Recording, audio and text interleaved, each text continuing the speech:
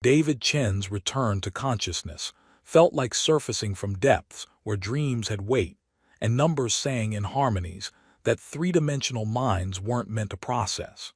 The medical bay's sterile lighting hurt his eyes, but not as much as the fragmented memories that seemed to exist in languages he'd never learned, carrying information that felt both foreign and intimately familiar. "Good morning, David," said a melodic voice with an accent he couldn't place. "You've been talking in your sleep." He turned toward the voice and found himself looking at what his brain initially categorized as a human woman, until details resolved that marked her as something else entirely. Tall and graceful, with silver hair that seemed to catch light in patterns that defied physics, and violet eyes that held depths he suspected he could spend years exploring. The delicately pointed ears and faint luminescence of her skin identified her as Sildarin, though her medical uniform suggested she was part of the human facility's staff. "Talking."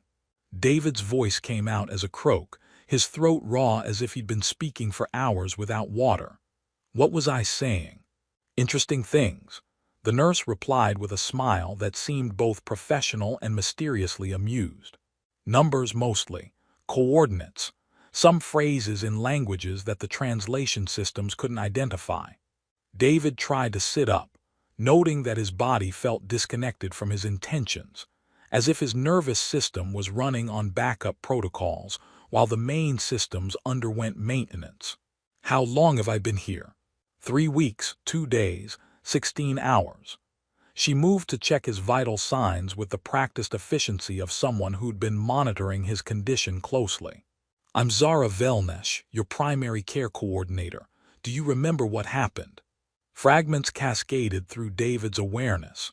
Working late at Meridian Technologies, debugging communication protocols for quantum array systems.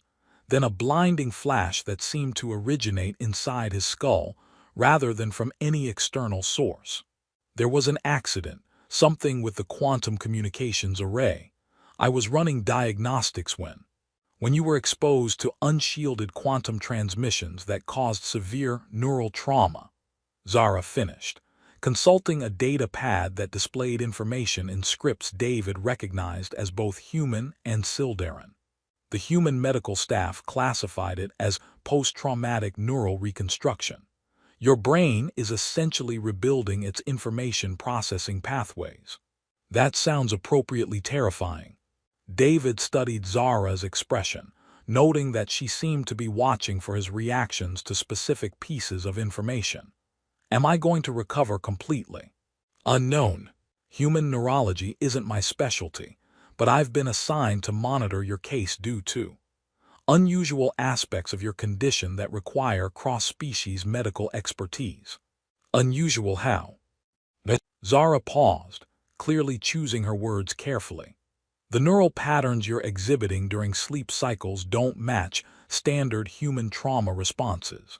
The mathematical sequences you recite, the linguistic fragments, the harmonic cadences, they suggest exposure to information systems that human quantum arrays shouldn't be able to access." David felt cold realization settling in his chest. "You're saying my accident involved alien technology?" "I'm saying your brain is processing information that shouldn't exist in human databases, which raises questions about what exactly happened during your workplace incident." Zara activated additional monitoring equipment that surrounded David with displays showing his neurological activity in real time. "David, do you remember anything about the nature of your work at Meridian Technologies?" "Standard software development, communication protocol debugging, network optimization, database management." But even as he recited his job description, David felt certainty wavering as memories tried to surface that contradicted everything he thought he knew about his employment. "And the specific project you were working on when the accident occurred?" Images flashed through David's awareness, quantum communication arrays that seemed too complex for human engineering, database structures that processed information in nonlinear patterns, and protocols that felt familiar despite being unlike anything he'd studied in his software training. I was. I was debugging communication interfaces for interstellar network expansion. The words felt simultaneously true and incomplete, as if his memories had been edited to remove crucial context. But the details are fuzzy. Everything after the accident is clearer than everything before it. Zara's expression grew troubled as she studied his neurological readouts. David, during your unconscious periods, you've been reciting numerical sequences that follow very specific patterns. Patterns that have cultural significance for my people. What kind of cultural significance? The kind that could get both of us killed if the wrong people realize you have access to information that's supposed to be genetically impossible for humans to process. Zara moved closer, lowering her voice to barely above a whisper.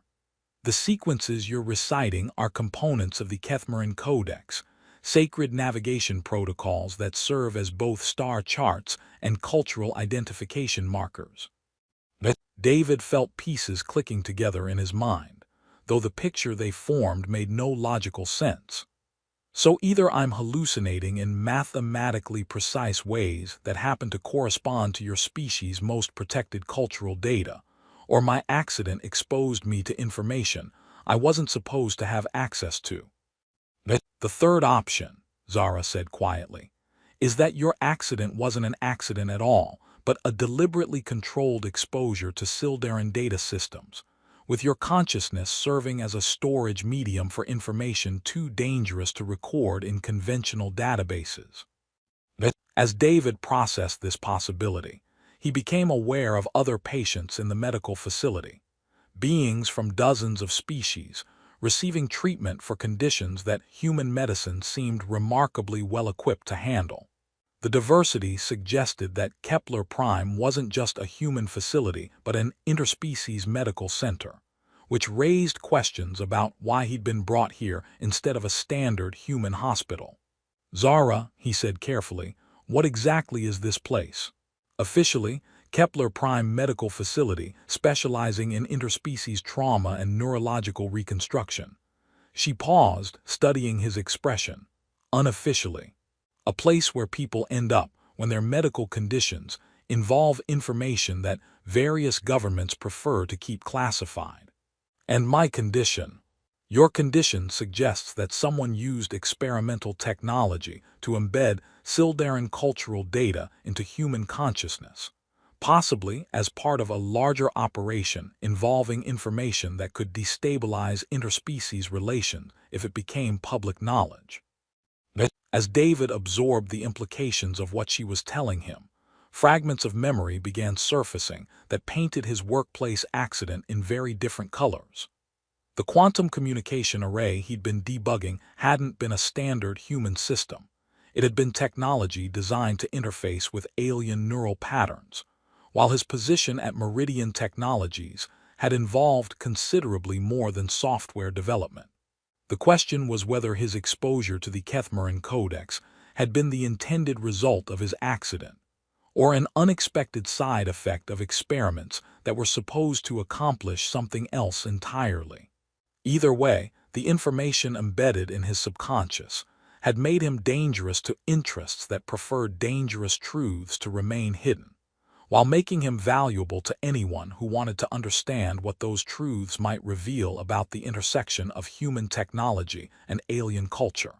Looking at Zara's concerned expression, David realized that his recovery from neural trauma was about to become considerably more complicated than anyone had officially documented. The revelation that David's unconscious recitations contained sacred Sildaran cultural data created a diplomatic minefield that neither human nor Sildaran protocols had anticipated. During their increasingly private conversations over the following days, Zara explained that the Kethmaran Codex wasn't just navigation information. It was a comprehensive identification system that recognized individuals authorized to access Sildaran sanctuary networks, refugee assistance programs, and cultural preservation archives.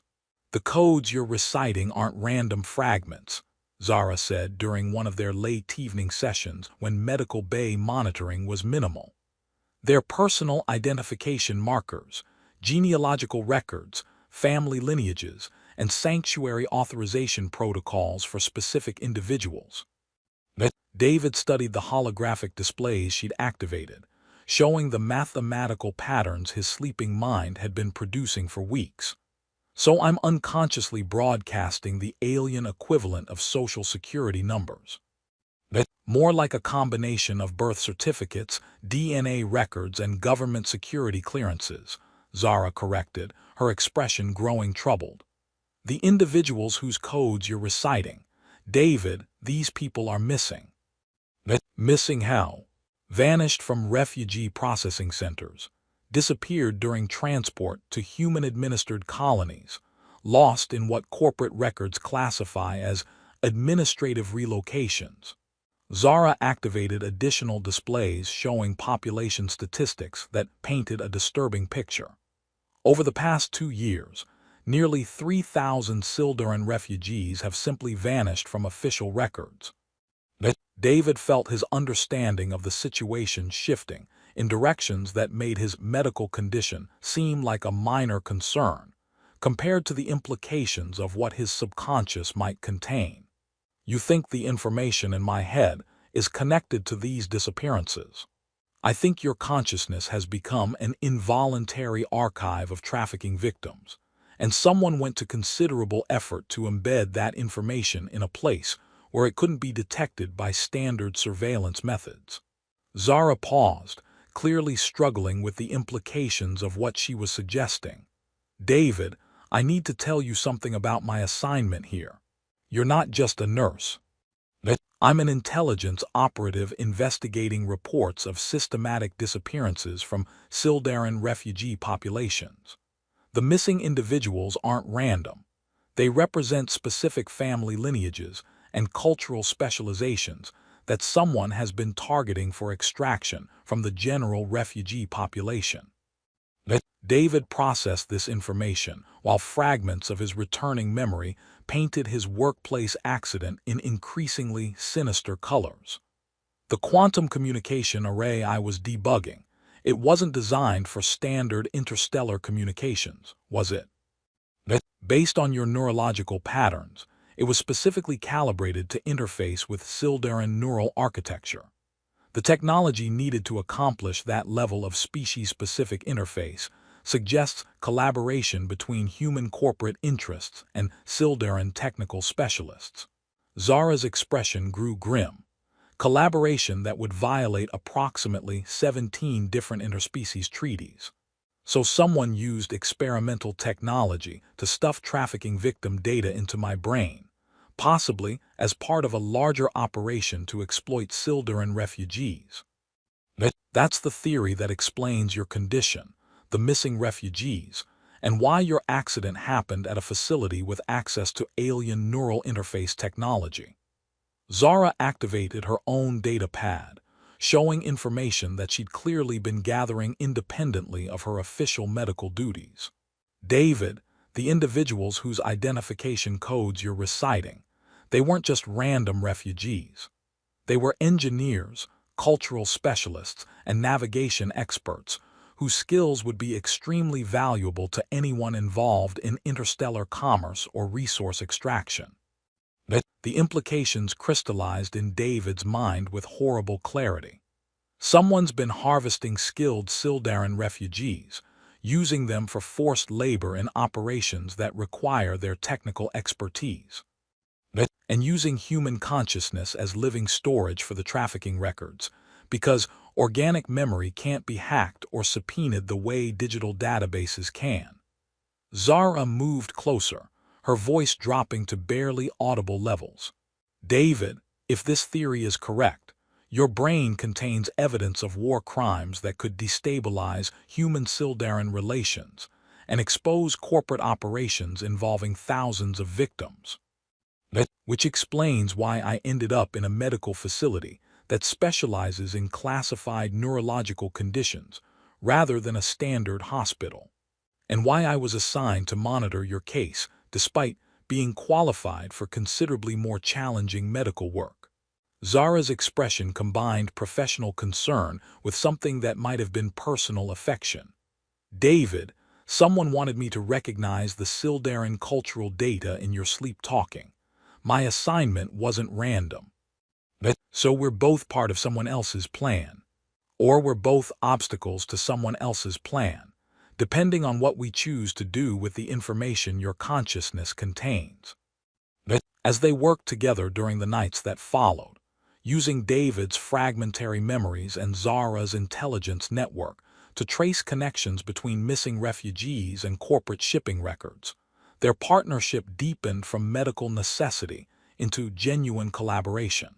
The trafficking network they uncovered was vast and sophisticated, involving not just Meridian Technologies but subsidiary companies throughout human commercial space. The shipping manifest your mind is accessing show movement patterns that correspond exactly to refugee disappearances. Zara announced after cross-referencing David sleep-talking with her missing persons databases. Colony ships listed as carrying agricultural supplies, cargo vessels transporting technical consultants, and transport contracts for temporary work assignments that never end. How many victims are we talking about?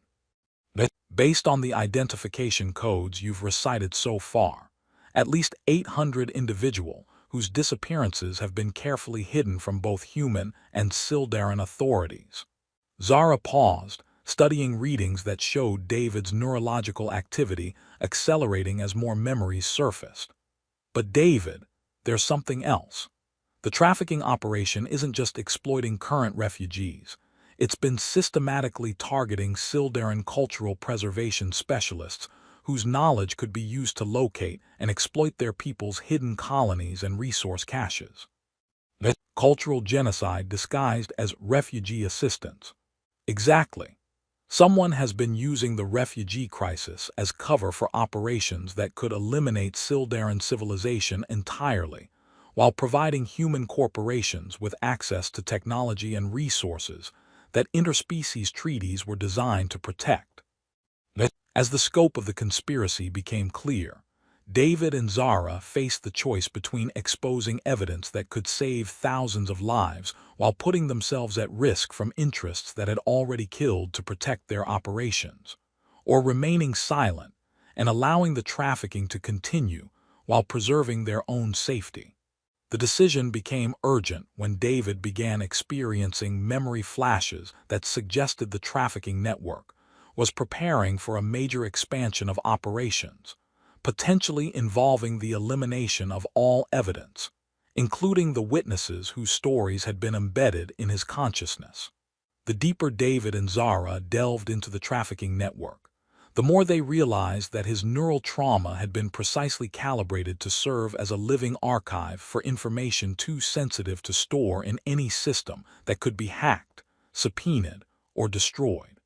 Working during the medical facility's quiet night shifts, they used his fragmented memories to map a conspiracy that extended far beyond simple refugee exploitation into systematic cultural elimination, disguised as humanitarian assistance. The memory fragments you're accessing aren't random, Zara explained, as she monitored David's neurological patterns during one of their covert investigation sessions. They're organized according to Sildarin memorial protocols, the way my people preserve the stories of those who have been lost to ensure their experiences aren't forgotten. Someone programmed my brain to function like a cultural memorial.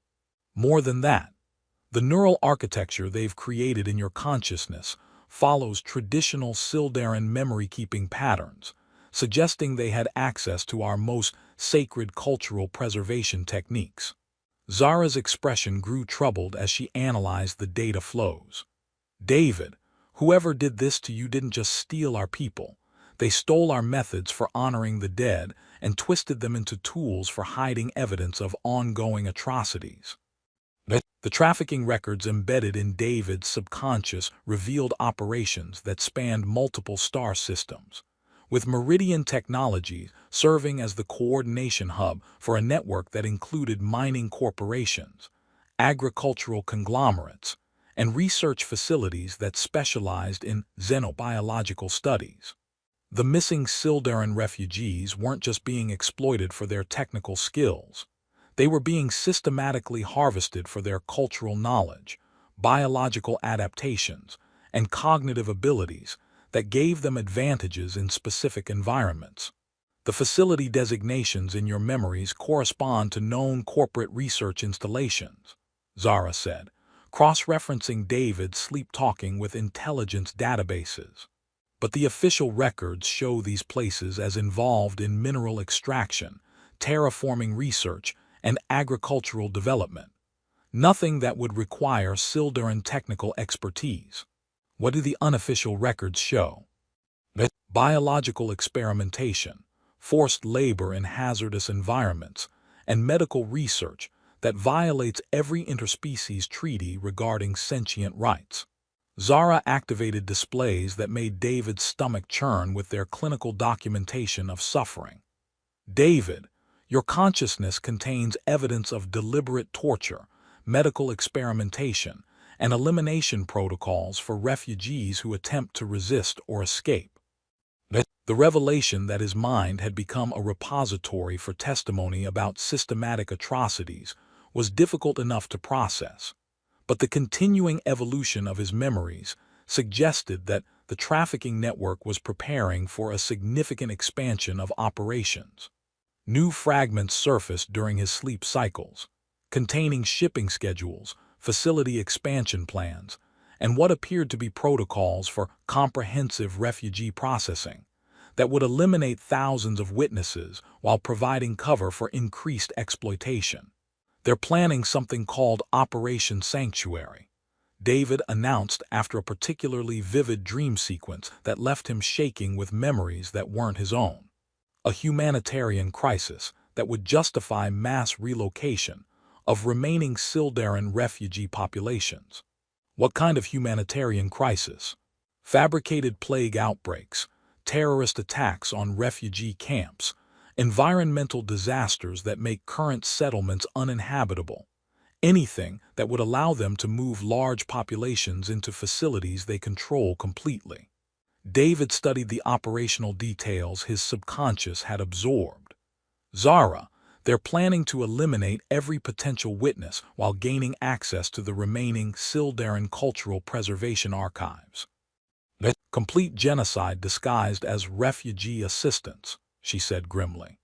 And your brain contains the only evidence that could prove the humanitarian crisis is artificially created.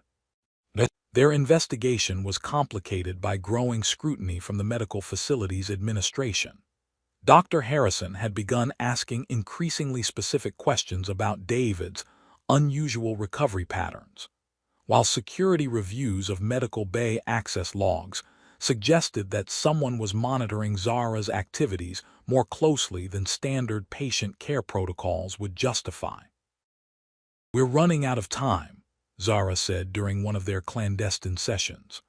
"My intelligence contacts report increased corporate security activity throughout the sector, and there are rumors about upcoming operations that would affect all refugee populations. How long before they move against us? Unknown, but David, there's something else. The neural extraction procedures that embedded this information in your consciousness, they weren't designed to be permanent. The organic storage system they've created in your brain has a limited lifespan." David felt cold realization settling in his chest. The information is degrading. Worse, the neural architecture they've built is unstable. Your brain is essentially rejecting the foreign memory structures, which is why you're experiencing increasingly vivid dreams and memory flashes. Zara consulted medical readings that painted a disturbing picture. If we don't extract this information soon, you'll lose access to it permanently. But the extraction process itself could cause permanent damage to your memory systems. So I have to choose between losing the evidence that could save thousands of lives, or losing my ability to form new memories. The choice may already be made for us. Someone's been monitoring your neurological patterns, and the data suggests they're planning their own extraction procedure, one that would download the trafficking archives while eliminating the witness who carries them. The crisis deepened when David began experiencing memory flashes that weren't part of the embedded trafficking archives, but seemed to be his own suppressed memories of his work at Meridian Technologies. These fragments revealed that his position hadn't been simple software development, but active participation in the development of neural interface systems, designed to extract and store Sildarin cultural data. I wasn't just a victim, he realized during one particularly disturbing memory recovery session. I was part of the team that developed the technology used to create living archives in human consciousness. Which explains why your neural architecture was compatible with the embedding procedures, Zara said gently. You understood the systems because you helped design them. And now I'm carrying evidence of crimes I helped make possible. The moral complexity of David's situation was compounded by the growing personal connection between him and Zara, whose professional concern had evolved into genuine affection for the human who was sacrificing his own neurological integrity to preserve evidence that could save her people. But their relationship was threatened by the knowledge that David's recovered memories included details about Sildarin cultural vulnerabilities that had been exploited to make the trafficking operations possible. David, Zara said quietly as they prepared for what might be their final investigation session, whatever happens with the extraction, I need you to know that you're not responsible for the crimes committed using technology you helped develop.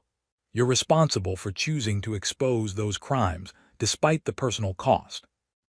As they worked together to prepare for a dangerous extraction procedure that would either save thousands of lives or destroy the evidence needed to expose the trafficking network, David reflected that waking up in an alien medical facility had seemed like the end of his normal life, but instead had become the foundation for understanding what it meant to accept responsibility for the consequences of his work, regardless of whether those consequences had been intended or anticipated. The information embedded in his consciousness represented not just evidence of corporate atrocities, but proof that individual choices about technology development could have implications that reached far beyond the original programmer's understanding or intention. The neural extraction procedure that would either expose the trafficking network or destroy the evidence took place in the medical facility's most secure treatment room, where Zara had assembled equipment that combined human neurological technology with Sildarin memory preservation techniques. David lay connected to monitoring systems that displayed his brain activity in real time, while she prepared to extract 800 individual testimonies from consciousness that was rapidly destabilizing under the weight of alien memories. The procedure will be painful and potentially permanent in its effects on your memory formation abilities, Zara warned as she calibrated the extraction equipment. The neural pathways that the trafficking data has been stored in are integrated with your core cognitive functions. Removing the information could damage your ability to form new memories or access existing ones. And if we don't extract it, the information degrades beyond recovery within days. Thousands of trafficking victims remain hidden, and the Operation Sanctuary humanitarian crisis proceeds without anyone having evidence to prove it's artificially created. Zara paused in her preparations. David, are you certain about this choice? I helped create the technology that made this trafficking possible, David replied, feeling the weight of recovered memories about his role in developing neural interface systems. The least I can do is make sure the evidence survives to stop it. The extraction began with David's consciousness expanding to encompass the full scope of the embedded trafficking archives, not just identification codes and shipping manifests, but the actual experiences of refugees who'd been processed through the network. He lived through their captures, their transportation to hidden facilities, their forced labor in environments that slowly killed them while maximizing their productivity.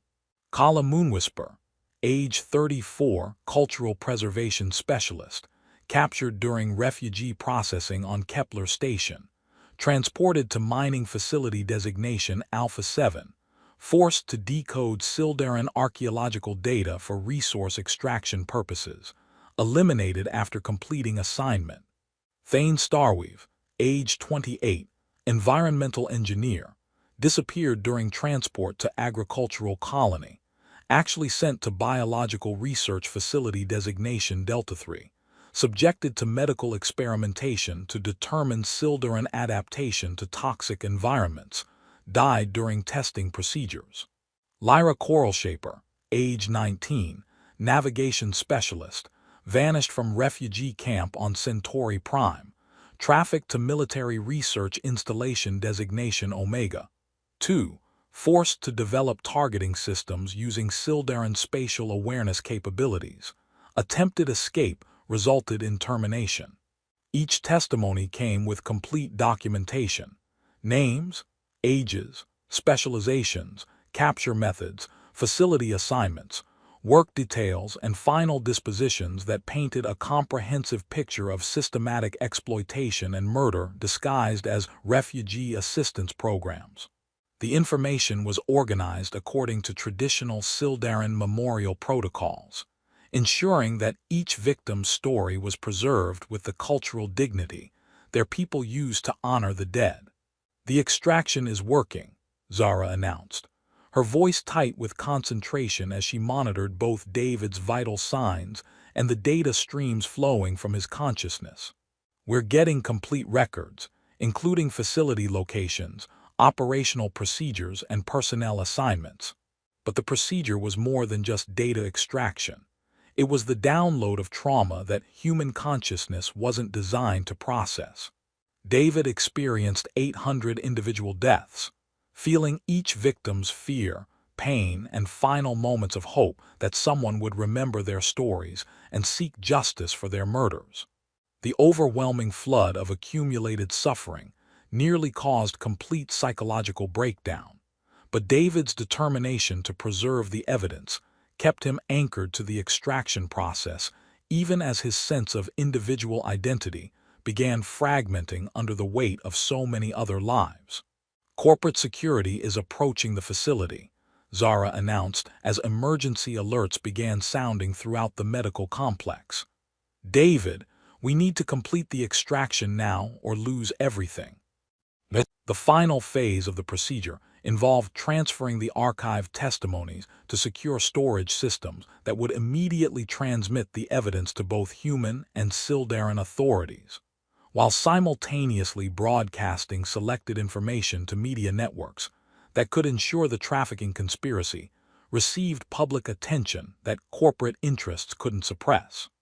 As the last of the trafficking data transferred from David's consciousness, he felt something unexpected, not just relief at the removal of alien memories that had been slowly destroying his neural architecture, but profound gratitude from the victims whose stories had found voice through his sacrifice. "Thank you," came a whisper that seemed to speak for all 800 preserved testimonies. "Our deaths will not be forgotten. Our people will be saved." The aftermath was immediate and comprehensive. Corporate security forces attempting to suppress the extraction arrived to find that the evidence had already been distributed beyond their ability to contain, while international arrest warrants were issued for Meridian Technologies executives as soon as the trafficking documentation reached appropriate authorities. Operation Sanctuary collapsed as the planned humanitarian crisis was exposed before it could be implemented, saving thousands of potential victims while providing the evidence needed to locate and rescue survivors from the trafficking facilities. But the personal cost was severe. David's memory formation abilities had been permanently affected by the extraction, leaving him able to remember his past and form new memories, but with gaps where the trafficking archives had been integrated into his consciousness. "The neural damage is extensive but not complete," Zara reported during his recovery evaluation. "You'll have some ongoing memory issues, but your core personality and cognitive abilities are intact." "And the victims?" Rescued survivors are being relocated to genuine refugee assistance programs. Families are being reunited, and the facility locations from your archives have provided evidence for prosecution of everyone involved in the trafficking network. Zara smiled with satisfaction that combined professional success with personal relief. David, your sacrifice has saved thousands of lives while exposing crimes that would have continued for decades without your testimony. 6 months later, David stood in his new office at the Joint Human-Silduran Commission on Interspecies Crime, where he worked alongside Zara to investigate trafficking operations and ensure that refugee assistance programs served their intended humanitarian purposes rather than providing cover for exploitation. His memory issues made some aspects of the work challenging, but his unique understanding of both the technology used in trafficking operations and the psychological impact on victims made him invaluable for prevention and recovery efforts. The latest sweep of former Meridian facilities has located another 47 survivors, Zara reported, as she entered their shared workspace carrying updates from field teams across 3-star systems. They're being transported to the new rehabilitation centers that use the memorial protocols we developed based on your extraction experience. Any word on the prosecutions? Complete convictions for the corporate executives, life sentences for the facility operators, and full reparations for surviving victims and families of those who didn't survive. Zara settled into the chair beside his desk, her presence still bringing the same sense of calm competence that had sustained him through the worst of his recovery. David, the memorial archives you preserved have become the foundation for justice in ways that no conventional legal system could have achieved. Their relationship had evolved from patient-caregiver to partners in both professional and personal senses, though David's memory issues created unique challenges.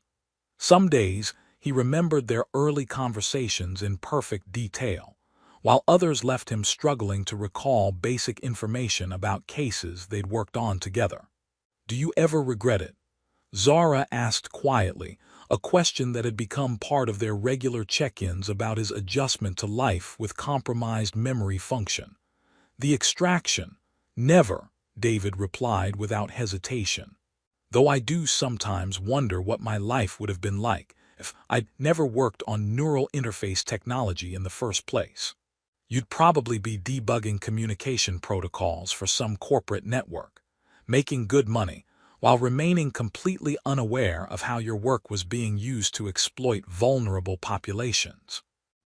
Instead, I get to spend my days trying to prevent the same exploitation while working alongside the most remarkable woman I've ever met, even if some days I have to reread our case files to remember why certain details are important." Zara smiled, the expression transformed by months of shared work and growing personal connection into something that combined professional respect with genuine affection. "The memorial protocols we've developed based on your experience are being implemented throughout the refugee assistance network. No one else will have their consciousness used as an involuntary archive, but the testimony preservation techniques are helping survivors process trauma while ensuring their stories contribute to systemic changes." And the neural interface technology, completely banned for use with sentient subjects, though the research principles are being adapted for genuine medical applications that help rather than exploit patients. She paused, studying his expression. "David, you've managed to transform technology that was used for atrocities into tools that serve healing and justice. That's not something most people accomplish in their entire careers." As evening settled over their office overlooking the bustling interspecies community that had grown around the Commission's headquarters, David reflected that waking up in an alien medical facility with fragmented memories had seemed like the beginning of a nightmare, but instead had become the foundation for the most meaningful work of his life. His memory issues meant that some days required more effort than others to remember important details about ongoing cases. But the essential knowledge remained. That technology created without consideration for its potential consequences could be used to cause tremendous harm. That individual choices about software development had implications that reached far beyond the original programmer's intentions. And that sometimes the most important work involved accepting responsibility for the unintended consequences of past decisions, while working to ensure that future development served justice rather than exploitation. Besides, David added, looking at Zara with the kind of contentment that transcended the complications created by his neurological condition, some memories are worth preserving regardless of what they cost to maintain, such as the memory of waking up to find someone who cared enough about justice to risk her own safety, helping a stranger expose crimes that could have continued for decades. That's the kind of memory I'm determined never to lose, regardless of what my brain's filing system thinks about its importance. Zara reached over and took his hand, her touch carrying the same reassurance it had provided during the darkest moments of his recovery. David, that memory is preserved in more than just your individual consciousness. It's embedded in the memorial protocols we've developed, the survivors we've helped, and the systems we've built to prevent future trafficking operations. A living archive of justice instead of atrocity. Exactly. And unlike the information that was forced into your consciousness, this archive grows stronger with each person who chooses to contribute to it rather than being weakened by the burden it carries. As they prepared to leave their office for another evening spent building a personal relationship that had grown from crisis into genuine partnership, David reflected that his damaged memory might never function normally again. But the important information remained intact, that the most meaningful work involved protecting people who couldn't protect themselves, that the most valuable relationships were built through shared commitment to justice rather than just personal attraction, and that sometimes the most profound healing happened when individual trauma was transformed into collective action that prevented others from